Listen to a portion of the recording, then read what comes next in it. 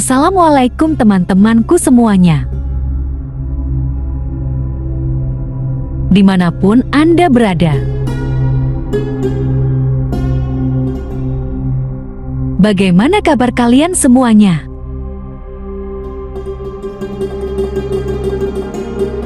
Semoga baik-baik saja dan diberikan kesehatan semuanya.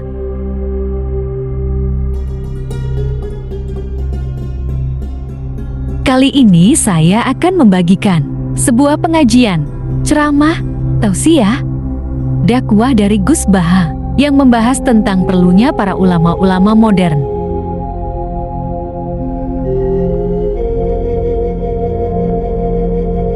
Dan tanpa berlama-lama, mari kita dengarkan penjelasannya.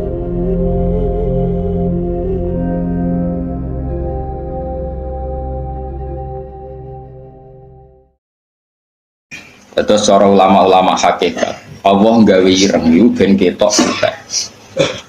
Terus Allah nggawe ireng yu ben sing putih ketara putih. Jadi ireng digawe niku mboten niat nggawe ireng, tapi ben mlebu kaidah wa biditihi tatabayyanul asya'u. Di garis putih itu kelihatan putih sekali kalau didampingi apa? Hitam. Sehingga hitam ini malah berfungsi mencerahkan apa? Putih. Maksudnya ngaten, kalau saya dan umumnya ulama siapa saja yang mencintai tauhid, masuk ulama modern sing kabudut dibom nih, kalau riyen teng sarang mucal niku. Kitab Kubrul Yakiniyat. Ini cerita tahadus ini, mas saya pernah ngajar 6 tahun kalau gak 5 tahun fan Kubrul Yakiniyat teng Madrasah Ghazaliyah. Itu karangan Sayyid Ramdan Al-Buti. Kita tahu beliau akhirnya mati semua dibom di Syria gitu. Itu sebetulnya ilmu yang beliau utarakan ya lazim ya nggak ada yang aneh, semuanya lazim sesuai konvensi ilmu-ilmu tauhid, ilmu kalam. Tapi umumnya ulama modern yang sing aku yakin diridani pangeran biasanya tetap punya sisi yang kesamaan bahasa. Misalnya fikih yang dikarang Madzhabul Arba'ah dulu, tentu orang sekarang pahamnya lewat Wahbah Zuhaili. Usul fikih yang dikarang Zakaria Al-Ansori, mungkin orang sekarang pahamnya lewat Abi Zahroh yang di Mesir, baru tren-trennya misalnya. Di Indonesia misalnya lewat Bazubair, Basahal. Karena biaya kita juga punya utang sama ulama modern. Ya Jokowi santri-santri khusyuk, ngerti kayak kita modern moh, jenengannya kita kuno. Barang kita kok zakat emas itu piro isruna miskolan. Dia itu piro isruna miskolan. Perkodenya mau baca kitab modern. Jadi raro konversi isruna nopo miskolan. Ini jenis geblek nopo. Barang tak kok iso jamak sholat piro sitata asara farsakhon. Lah ya itu piro sitata asara farsakhon. Kita tetap butuh ulama modern karena mereka yang mengkonversi itu. Misalnya isruna miskolan itu sama dengan misalnya sekian dinar. Dinar itu 4,25 gram. Kalau 4,55 gram, ya kira-kira isrona miskolan sekitar 89 gram. Kalau 89 gram atau 84, kowe seneng zakat larang tak murah?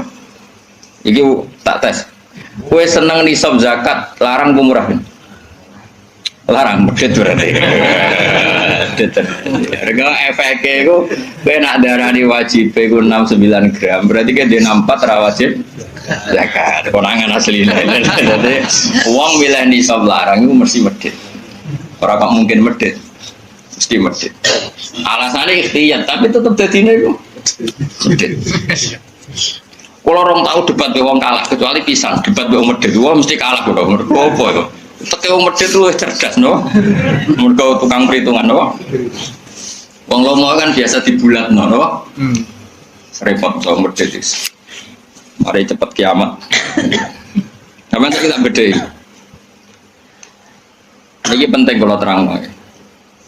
Sehingga ilmu tauhid yang dikarang Imam Ghazali sekalipun itu ya kadang kita tidak tahu logika klopnya kecuali dikarang orang modern.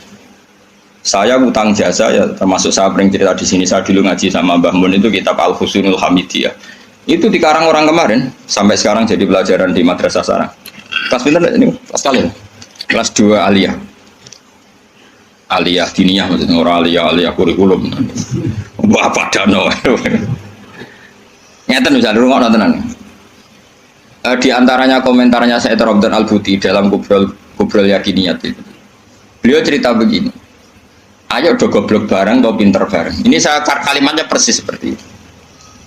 Kenapa dalam latihan tauhid itu kan ada sifat berapa? Kalau latihan tauhid sifat wajib, sifat muhal, sifat jaiz ya. Terus sifat wajib itu berapa? 20, terus muhal 20, wajib jaiz ya 1. Kowe rasa kuwatir ngapalone angel wong iku karek malih bae bar wajib ya. Dadi ra perlu kapal kabeh. Pokoke 7 iku ya sing 7 kan bolak-balik. Ya 7 kan diulang-ulang. Wujud terus enggak ya wujud sitok ya kidam bakok mukhalafatul hawadisi qiyamuhu bi nafsihi. Kayak itu bocah Mustafa pakaian gak ngitungnya piye wujud sifat nafsiyah terus idam bakok mukhalafatul hawadisi ya muhu bi nafsihi wahdaniyat sifat salbiyah ya. Terus mulai sifat tenan itu kan kudroh iroda sama basor kalam. Terus mulai natijah sifat apa maknawiyah berarti ya kan terus kudroh pokoknya karek bentuk master no? Karek bentuk no? Master kalau di Zemfaiz ndak irung ana tenan. Kok nak tau hitung papat orang bus warga mau dibiji malaikat iki. Sampeyan saiki tak bedhei. Jare Said Ramdan Al-Buti, sebetulnya manusia itu tidak pernah tahu Allah. Nganti cerdas kaya apa wong ora tau roh pengira. Tapi baru kayak wali aneh itu luwih mukhal. Iki kalau balen wali aneh itu luwih mukhal. Akhirnya kita itu ngerti pengira. Dulu saya itu rapati cocok mbek Said Ramdan Al-Buti. Karena aku itu termasuk wong para pangeran, jadi roh ilmu aneh-aneh aku ora cocok. Mergo aku ora usah iku ya roh pangeran. Ditangkep saiki kok piye saya naik dhewe. Karena saya guru ya tak teliti itu tangan-tangan kok ono bener ya. Terus saya baru tahu itu Syekh Nawawi yang orang tafsir Munir, Syekh Nawawi Al-Bantani itu. Syekh Nawawi sing uripe ning ndi? Banten misalnya Mekah, orang kengait mau putune saiki wakil apa ora usah ngono, mari kampanye. Ora usah ngono, sokoe ngono mbotenan mbora aku ora roh putune. Aku ora roh sanate piye, silsilah piye tenan kok kampanye. Pokoke Syekh Nawawi ngono. Yang jelas saya punya kenangan khusus sama Syekh Nawawi karena saya Lukman ini cucunya orang yang dulu garwa bojo terakhir saya sinten Nawawi. Jadi Syekh Nawawi itu bojo terakhir itu jika muridnya paham ya? Apa? Mereka nom terus muridnya paling alim itu termasuk buyut-buyut kula lagi buyutnya balik lalu kalau tahu banyak tentang sejarah saya kok buyut-buyut kula marisi bojone ya saya ilmu nih jadi marisi ilmu nih ya marisi bojone orang oh gak tahu dididik akhlak tapi bojo paling nom kan bojone ku akeh lama dhisik bojone akeh kan minimal 4 tapi nak sing dirabi iso 5 iso 10 tapi perangkatan niku lha mau durung-durung aku terapi tak terapi ping 20 tapi awalnya 20 langsung kan apa apa asal payu sing gelem terus ya kakek apa alhamdulillah. Bon kurang nontonan. Syekh Nawawi itu kan kalau nanti sinau tafsir Munir dan saya punya rencana membaca tafsir Munir tak kapan. Tadi saya pernah sinau khatam, saya takriri. Itu beliau ngendikan gini, fa inna ma'rifata sifatillah iku la tu'rafu illa bisulub. Saya masih ingat, beliau menghentikan tidak asalib tapi sulub. Sulub itu jama'i salbun. Karena kita memastikan sifat-sifat Allah itu akal kita, muntaha aklina, puncak akal kita itu hanya mengetahui lewat sulub, lewat sifat salbiyah. Misalnya begini, terus saya cek lagi di kitab Ihya, karena ini urusan disiplin ilmu, jadi harus ada padanan. Saya membenarkan Said Ramdan Al-Buti setelah melihat sekian padanan di Ihya, di Tafsir Munir, di beberapa kitab. Ini rumah nontonan. Misalnya saya bilang, rumah nonton, gue biasanya nak ilmu logika itu sakarmu sih. Misalnya tisu ini tak potong terus pecah. Sebabnya terpotong ini karena tak potong apa karena tisu ini lemah? Kowe latihan cerdas, aja latihan lugu yo. Dene ora tau mikir, pokoke dene urip tawakal ngenteni mati, ngono tok dene. Pura-pura wali, gayane gaya wali dene, mau mikir gaya wali. Mau mikir gaya napa? Ya nak wali tenan ra apa, nak pancen males mikir terus piye. Nah, kula ya para pangeran tapi gelem mikir. Ya kalau kaca tak pecah terus kemudian pecah, itu sebab pecahnya karena apa? Karena saya pecah apa karena kaca itu lemah? Lemah lah, agak dipecah kan ya ora pecah. Ayo. Dipecah lah, nak lemah ya ora terpecahkan. Sebabnya apa? Kok sebabnya pecah-pecah itu akibat. Takbir. Tanyane Mustafa. Gerya mikir bae kancane Mustafa. Itu wae modele wis eling pangeran pengen tadi mati wis. Ya apik ngono kanggo calon wali apik. Syaratnya wali ora mikir. Nan jare Mbah Mun, kowe aja geman hak ben dadi wali. Wali kok jalur bodoh iso, pokoke gak mikir lugu iku iso wali. Tapi kalau lama kudu pinter. Dadi wali ku iso lewat jalur bodoh. Tapi ya dadi wali amatir, wali-wali sing iso dibredel maksudnya sing iso dialunlir gampang andular. Ketuane ra setuju iso di PHK kan sing wali-wali. Nek wali kok jalur ilmu sudah dikutuk. Nah, pertanyaannya adalah yang penting itu jari saya Ramdan Al-Budi, yang penting kowe ku muni ana sebabe. Ngono ya, yang penting kowe ku muni ana. Nah, karena sebab itu artinya sesuatu yang wujud. Dikatakan sebab itu artinya sesuatu yang wujud. Makanya kita menamai Allah itu aslul maujudat atau musabbibul asbab atau wajibil wujud. Mergo nek kowe darani alam raya iki, misalnya alam raya ini diciptakan oleh siapa? Oh, gak ada yang menciptakan, tahu-tahu ada. Lama-lama kan kita berpendapat sebelum ada alam ini ada ketiadaan. Kemudian ketiadaan ini menjadi sebab keadaan. Kan lucu, sesuatu yang tiada menyebabkan sesuatu yang ada. Akal kita lebih menolak. Meskipun ketika akal gini, alam raya diciptakan oleh zat yang sebelum alam, yaitu Allah. Tapi soal sedurunge Allah ono zat meneh. Ya ora iso Allah, sing Allah sing iku wae. Tapi ada pertanyaannya, jangan-jangan sebelum Allah ada zat lagi. Ya sik ora sida Allah, sing Allah sing sedurunge itu. Nah, sebetulnya kita ya ora paham. Terus akhirnya piye ya ora paham. Cuma penasaran gini bisa dihentikan. Luweh mohal nak ono kesimpulan sesuatu yang tidak ada menyebabkan sesuatu yang ada. Iku jenenge Allah lebih dikenali bisuluk apa? Bisuluk dengan sifat salbiyah. Luwih gampang kowe darani alam disebabno oleh sesuatu yang wujud. Yang karena ini nanti kita istilahkan untuk Allah disebut wajibil wujud daripada kowe darani alam disebabkan oleh ketiadaan. Itu jenis bisuluk.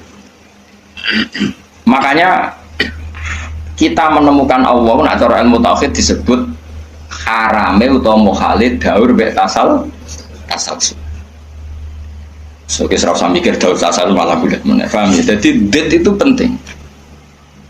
Mulane kula niku nganti sakniki niku pikiran kula nggih kaget dit. Misale kula sakniki urip, rungono ben aku saiki urip, iso bernapas, iso ngamuruhin, iso ngenyek, iso macam-macam.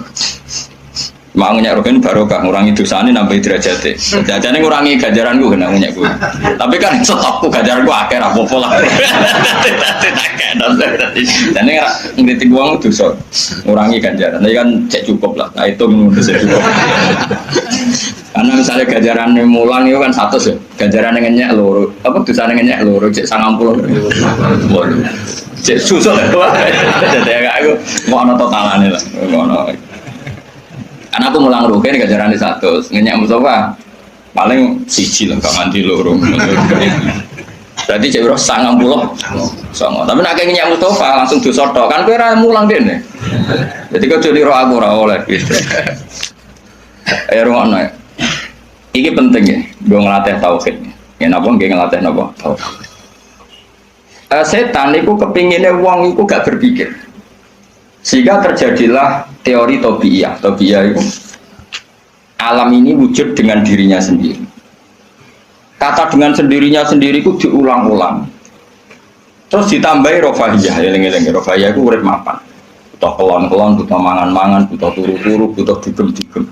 Karena orang ini sudah mendewakan hawa nafsu, sehingga kenyamanannya ya kelon, seks, turu, jagongan, semuanya seperti itu. Nah, ini yang dikritik orang tasawuf. Sebab itu awal kekafiran adalah rofahiyah, hidup poya-poya. Karena dengan poya-poya ini orang tidak pernah berpikir serius, akhirnya tidak menemukan Tuhan. Sampai akhirnya paham komunis, ateisme, nihilisme.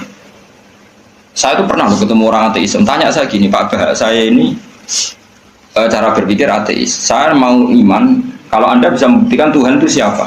Lalu buktinya apa kalau ada Tuhan? Terus saya bilang gini, betul Anda ingin iman? Ya, katanya. Terus saya pakai teori mantek, karena saya dulu pernah belajar mantek. Kelirunya orang Islam, ini rumah orang memang ini serius ya ngaji. Memang syaratnya ngaji harus mengenalkan sama Allah. Inti ngaji adalah mengenalkan orang kepada Allah, ma'rifat. Caranya adalah bina dari sokeh, dengan pikiran sing sehat. Kamu betul ingin iman? Ya Bapak. Terus saya tanya, kalau ada rumah terbakar, kamu suka enggak ada orang yang bilang sebabnya kena konsleting listrik atau ada apa meledak? Atau Anda suka bilang enggak ada sebabnya sama sekali? Oh seneng yang ada sebabnya, misalnya ya tadi kena konsleting listrik atau kompor terbakar dan sebagainya. Lalu kalau alam wujud ini kamu suka ada sebabnya apa tanpa sebab? Ya suka ada sebabnya sebetulnya saya. Nah, sebab itu oleh Islam dinamai Tuhan. Sebab ini oleh Islam dinamai. Sebab itu dalam ilmu mantek, sebenarnya ilmu mantek itu nggak kenal Allah, bahkan nggak pernah nyebut nama Allah. Saya ulang lagi ya, di ilmu mantek, ilmu logika yang diajarkan di pondok-pondok itu tidak pernah nyebut Allah. Yang disebut adalah alam ini rubah, alam ini makhluk. Kalau makhluk butuh kholik. Paham ya? Alam ini sudah akibat musabab. Kalau akibat berarti butuh sebab. Yang sebab ini kita sebut musabbibul asbab. Dan sebab ini harus lebih dulu ketimbang yang disebabi. Sebab itu harus bersifat qadim. Dan kalau wujud ini butuh sebab wujud, maka wujud penyebab disebut wajib atau wujud superior atau wujud super. Kita sebut wajibil wujud. Paham ya? Sehingga wujud yang ada ini kita butuh sebab. Yaitu harus ada wujud yang superior. Kita nambahi wajibil wujud. Nah, semua itu oleh Islam disebut Allah. Ya, semua itu oleh Islam. Tapi uniknya orang itu langsung iman. Betul ya orang itu. Nah, kiai-kiai tidak menerangkan gitu, Bapak. Sehingga saya nyari-nyari Allah itu siapa. Mulai dulu bilang kalau Allah itu faktor alam, saya iman. Itu kelirunya kita membalik logika. Dia mau iman, tapi dia nyaman dengan istilah Allah itu yang dikatakan Tuhan adalah penyebab dari semua ini. Mungkin Einstein bilang itu kausa prima, mungkin orang modern bilang apa saja. Paham sih nggak maksudnya? Jadi akal itu harus menemukan itu pasti nggak nyebut Allah. Nah, Islam yang mengatakan itu, coba sama cek saja. Ketika Allah mengenalkan dirinya, Iqra bismi rabbikal ladzi khalaq. Allah itu zat yang menciptakan. Khalaqal insana min 'alaq. Itu nggak pernah nyebut dirinya Allah. Ya Yuhanna su'budu rabbakum. Rabbakum siapa? Alladzi khalaqakum walladzina min qablikum. Tuhanmu itu siapa? Yang menciptakan kamu, yang menciptakan orang sebelum kamu. Sebagian ayat, saya kata Allah, nyembahlah saya. Saya itu siapa? Zat yang menciptakan langit. Nah kemudian sifat-sifat ini oleh Islam, yang punya sifat itu dinamai. Tapi kelirunya kiai-kiai, kalau nerangkan langsung Allah, tentu PKI pikirannya Allah itu siapa?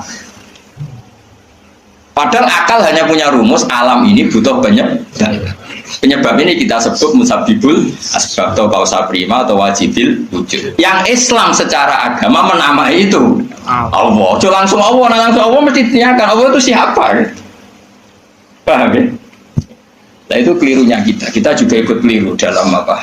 Merekonstruksi bangunan apa tahu? Makanya di Quran tuh sering nyebutnya itu sifatnya dulu. Ini penting saya utarakan. Jadi ini penting sekali ya, karena nanti sampean senajan to muridku, kalau muridnya Mbah Mun, muridnya Bapak, nganti muridnya Nabi, nanti ketemu mungkar nakir. Itu tidak bisa kecuali kamu punya kemapanan logika. Jadi taklid itu tidak bisa. Karena mungkar nakir itu kayak pegawai KPU, jadi nak takut tebak-tebakan. Betul. Jadi mungkar nakir itu misalnya Nabi Muhammad, dia tidak nyebut itu Nabi. Mataku fi hadzal rajul. Jadi enggak mataku fi hadzal. Diajarkan mudin itu formalitas standar mungkin kompilasi hukum Islam apa itu sebetulnya enggak tahu saya. Kalau di Bukhari di Muslim, malaikat mukanake tanya gini, mataku fi hadzal rajul. Bagaimana komentar kamu tentang hadzal rajul? Bukan nabi ngitang. Lelaki itu siapa? Padahal maksudnya lelaki itu adalah Rasulullah SAW. Tapi supaya pertanyaannya lebih sulit, coba kamu komentar lelaki itu siapa? Terus di situ di Bukhari diterangkan fa'amal munafik, fa'amal murtab, orang munafik atau murtab, orang yang ragu. Terus dia komentar, kata orang-orang sing dia nabi, makanya saya ikut-ikutan bilang dia. Itu didefinisikan, dikategorikan orang munafik. Kalau cara ngomong, saya dengar-dengar kata orang dia nabi ya, saya ikut-ikutan bilang dia. Oh itu diantem ya malaikat. Nah, terus kata Imam Bukhari di dalam riwayatnya, fa'amal mu'min awil mungkin, orang mukmin atau mungkin itu yang keyakinannya benar, karena rawinya sakit biasalah dalam ilmu hadis seperti itu. Fayaqulu huwa Muhammadun ja'ana bil bayyinati wal huda fa'amanna bihi wa saddaqnahu. Kata-kata bil bayyinah. Orang itu adalah Muhammad. Dia nabi yang datang ke kita bil bayyinat dengan bukti yang begitu jelas. Maknanya bayyinat wal huda dan membawa petunjuk.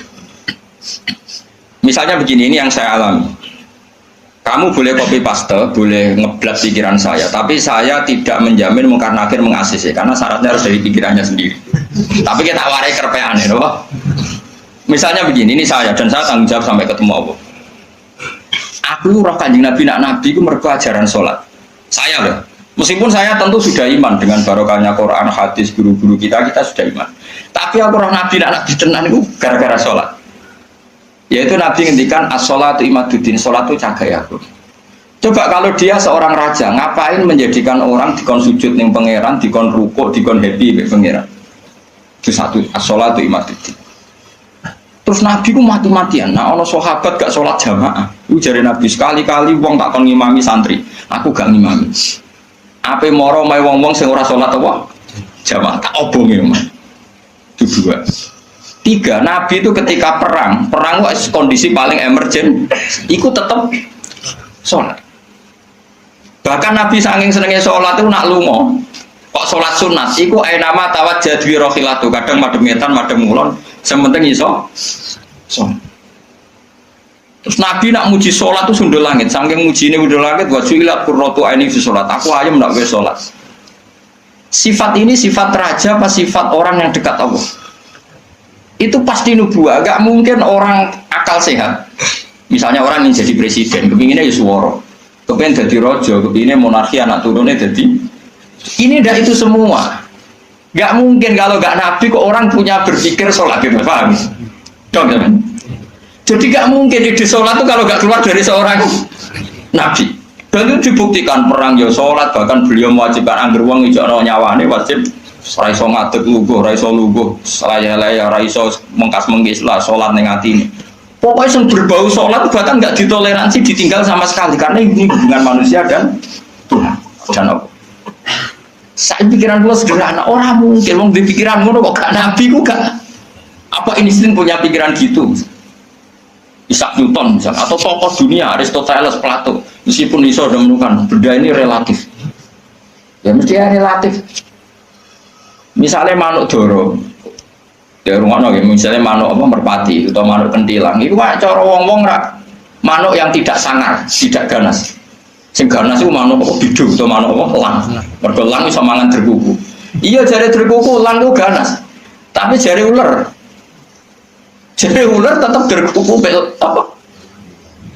Orang itu sing manuk lemah itu, empret yo ganas, ngudene korban. Iya ora? Iya, itu kan sesuatu nama pasti nisbi. Wedhus itu ora ganas dibanding macan. Tapi jari kuman-kuman ular-ular sing urip ning turi yo ganas wedhus perkara dipangan sak. Ya sandung-sandung ngene kok. Artinya apa? Insting pinter ngono iku aku ya iso maksudnya kok. Tapi Nabi ku unik idene iku salat. Terus pangeran itu buta saksi, dadi saksine Nabi ku bahkan orientasi sholat itu bojo. Mulane jare kula kudu utang jasa Ibnu Hajar Asqalani. Kena apa Nabi bojone akeh. Wong paling cangkem elek wong itu. Lha iku bojone Nabi ku pirang-pirang, kudune kan mangkel. Wong jenenge ana marwah akeh kudune mangkel. Tapi terus ditakoki kenangane wek Nabi ku salat. Jare Aisyah, di bojo gandeng Nabi ku yo repot. Aku wis turu ning ngarepe, terlentak ngono ku yo tetep ketinggal. Bojomu dia kenangan kowe ngono to ora. Artine Nabi ku gak main salat bojone sing dimaru wae ditakoki wong yo kenangane yo. Salat jare Aisyah aku wis terlentang. Bahkan kuntu bene yadehi kal janazah. Nabi pas salat aku ning ngarepe kok Aisyah wayu terus yo. Nah kok bojomu kowe ra mbok terusno kan ana sebabe gitu. Nah sambut terusno sebabe apa kira? Elek judes elek melarat sebuah ngono. Iku jari Aisyah, aku terlentang kok jenazah. Nabi ngadeg, aku tak jujurno. Nabi nak sholat suwi. Engko nak aku keturun, engko nak ndekne ape sujud, fahu masani biadi. Terus aku didudul, terus sikilku tak ingkat. Terus Nabi punya ruang apa? Sujud. Jadi Nabi dulu kalau mau sholat itu ya di balik yang dipakai tidur. Orang saiki gaya-gaya nanggon sholat atau berarti sholat pagi. Nabi ku masyhur sholatnya nenggon kasur sing dikuturu, ngono kasure ora pokoke ngono iku apa. Dadi ora gaya-gaya nang saiki kan gak sugih ono ruang salat nganti ono sawange ya Allah. Enggak tok tapi ora tau. Nabi wis sederhana. Lagi-lagi kenangannya apa? Salat. Kayak penangannya istri-istri Nabi sampai do iso nirokno salatin Nabi. Ummu Aiman itu tonggone Nabi duwe anak jadi cadal merupane Anas. Dolan ning gone Anas iku yo bareng dolan berarti sugoi li jongko tak kei hadiah. Napa ya Rasulullah ayu maudiin tuhibbu an usolli fi di panggonan sing kowe seneng aku salat niku. Niki ya Rasulullah jare Anas kenakane aku duwe kloso sing wis rada elek tak lapi sithik terus Nabi salat di situ. Jadi kayak apa? Kuwi iku gak mungkin wong kok duwe ide sholat itu agak Nabi gak mungkin maksudnya. Makanya saya direncana nak gue jawab mungkar nakir hak sing kau pikiran dhewe bukti nak Muhammad itu Nabi kok diantarane. Makanya gue ngerepek oleh ya orang pokok ini cuma saya tidak tahu apa mungkar nakir menerima kerepean mau. Jadi lah untungnya mudin mau nerangno tes-tesane mau 5 mau apa marah buka terus kemana buka dinu kan, bangun dinu kan, tes-tesannya mudin itu, belum semudin, curang, marah buka terus, waman nabi buka, dinu kan, buka usul terus kitab terus, ikhwan, bapak rata kono bapak ditokokno, Ibrahim bapakmu dora kanggo, cek Karmen cek Karan sebenarnya jadi Ibrahim lah sing anak kiai tenang wae. Sebenarnya kon zaman abuka kon jawab Ibrahim. Aman nasab bapakmu ra kanggo kabeh sebenarnya Gus kabeh pokoke sebenarnya. Sebenarnya jawab abuka kan Ibrahim. Malaikat itu lukur. Wah bodoh ini ora anak. Anak Parmen lho anak-anak. Nah ini penting saya utarakan. Karena apa? Semakin lama itu orang, nah terus ini gitu ya. Saya ini kan baca kitab banyak sekali. Itu tadi saya sudah buktikan sholat sudah ada 5 mungkin. Tak teruskan. Ketika Nabi mau kabundut, Nabi kabundut, dia sudah susah. Itu dibuka jendela. Itu Nabi masih di dalam buka jendela. Ketika melihat orang sholat itu langsung sehat. Ternyata ketika beliau sakit, orang semua di masjid tetap sholat. Masyhur kenangannya Aisyah, kenangan Sayyidah Fatimah, fastana rawajjuh wasur rawajjuh. Nabi baru nggak sholat berdoa semua nangis pol. Ternyata aku sukses jadi nabi, wong berdoa semua nangis pol. Padahal beliau sakit, sudah usi barok, sudah pakai belenggu, sudah di kepalanya sudah diasbu, sudah dimaksud, sudah di. Akhirnya apa? Nabi minta, "Cong aku gandeng, ben iso sholat." Terus dipapa aku Sayyidina Ali bin Fadl itu saudaranya Abdul bin Abbas, Fadl bin Abbas. Terus Nabi yuhada bina rajul ini di papa Fadl ke sinten Ali. Terus kemudian ikut jamaah masyhur. Terus akhirnya Abu Bakar mundur, kemudian Nabi ngimami. Lagi-lagi Nabi bunganya itu krono sholat. Jadi semua kenangannya sahabat itu ya sholat. Karena begitu spesialnya sholat. Ini era sahabat ya, orang-orang yang rasa ini. Karena begitu spesialnya sholat, ketika Rasulullah wafat, intaqala ila rafiqil a'la. Ini dengerin betul ya, Pak. Paling tidak kita pernah punya pikiran kayak orang waras. Jadi kesuwan kayak berpikir orang waras yang ini tak tobat no. Kemudian ketika Nabi wafat, intaqala ila rafiqil a'la. Apa komentar para sahabat? Siapa khalifahnya Rasulullah? Ya orang yang disuruh Nabi sholat. Kata alasan mereka, jabatan negara itu sepele. Wong sholat sepenting itu saja. Abu Bakar sing kon dadi imam. Saya ulang lagi cara berpikir sahabat. Jabatan presiden, jabatan khalifah itu cemen. Wong urusan dunia wae.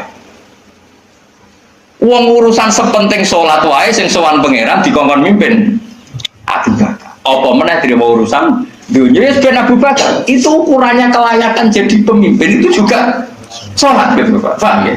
Mulanya ada kontestasi imam, paham? Tapi gak tapi kus akal-akalan zaman modern itu akal-akalan ini cerita. Mulanya tak kau itu zaman sahabat terus akiasno.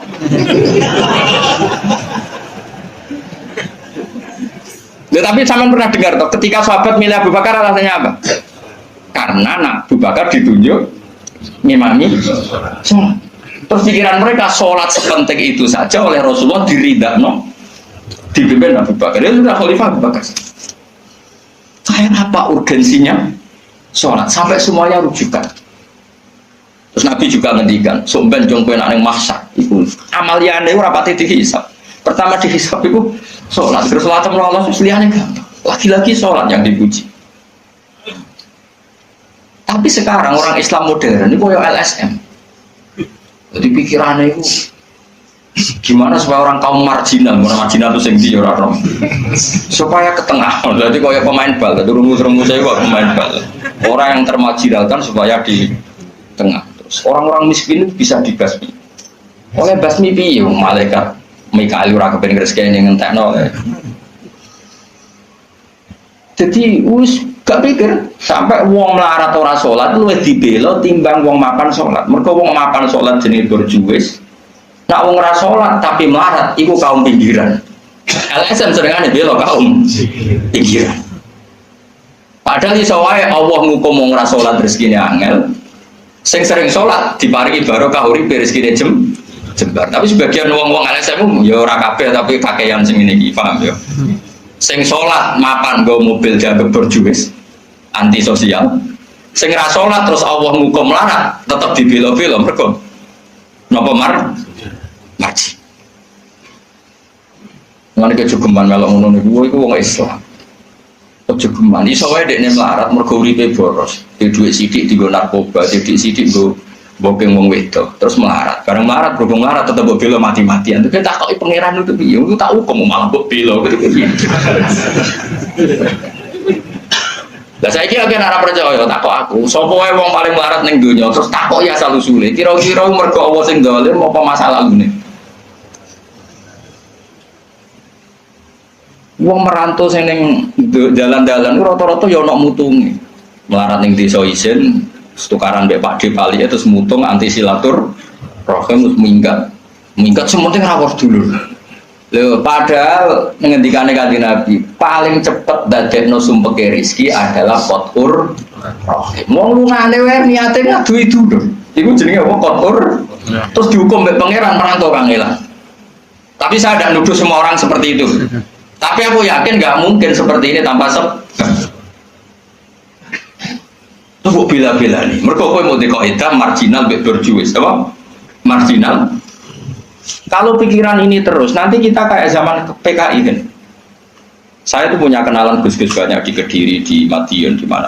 Itu dulu PKI Madiun, PKI Kediri, PKI mana-mana di daerah sana itu mantel kiai, jadi kiai dianggap kayak bos berjuis.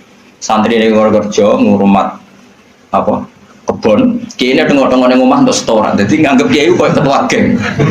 Mereka kiai ini ngomong tengok-tengok mulang, nggak santri ini ngurusi kelapane, ngurusi panenane terus disetor, nggak mungkin antara kiai ketua geng. Terus yang dia bilang tahu melarat, mereka melarat itu uangnya lah. Akhirnya gerakan sama rata sama. Itu korban pertama PK. Mergo dene ora ro ibadah, dadi wong sing diparingi jembar kaya kula ini kan mulang. Terus rugen salam template, dianggap kok ketua preman untuk setoran ngono ae. Aku ora kasar.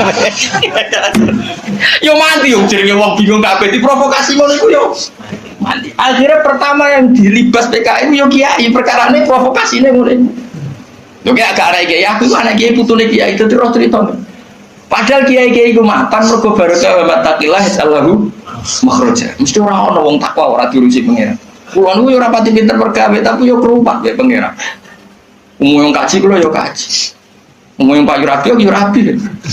Cara aku butuh wae untuk akeh kan cuma yo. Pokoke gampang kabeh cara film. Cuma iki kan njogo toleransi. Sampai wong ora payu-payu yo. Saya tuh pernah gitu ngisi seminar di Madura di Bata-Bata di sana. Pondok paling besar di Madura namanya, termasuk pondok paling besar itu Bata-Bata sama Gus Yofur. Itu cerita gini, Gus kalau di sini orang alim, kalau ingin nikah gampang, dikasihkan, masih dikasih uang sama calon mertua. Kalau Anda ingin, nanti pulang bisa bawa langsung.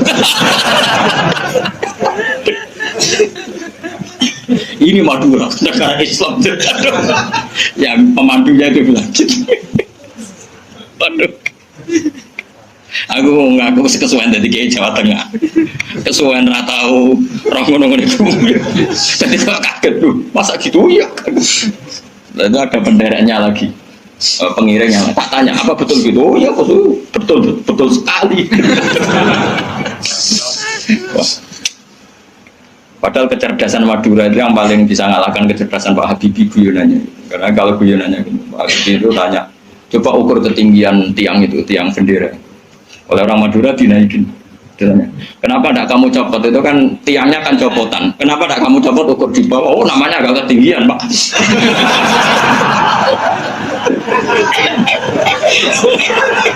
Makanya guyonannya, ya itu guyonan. Habibie itu belum pernah debat kalah kecuali ngadu orang.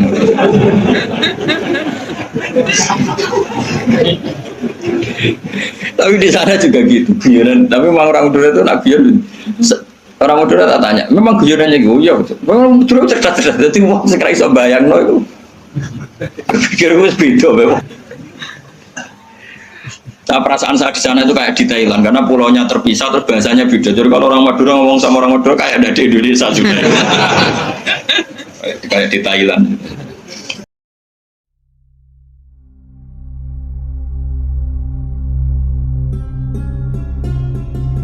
Baik teman-teman, mungkin itu penjelasan dari Gus Baha.